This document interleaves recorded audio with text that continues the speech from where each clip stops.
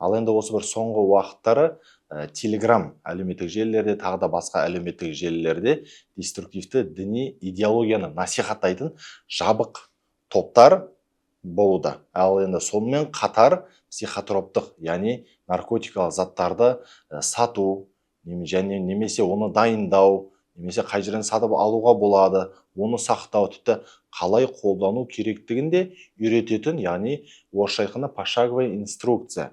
Сондай видеоларды, ақпараттарды тарататын Telegram топтар қазіргі кезде жастар арасында күрт көбеюде. Сондықтан осындай бір жайттардың алдын алу үшін ата-аналардың құлағына алтын сырға, сіздер балаларыңыздың әлеуметтік желідегі белсенділігін қадағалаңыз.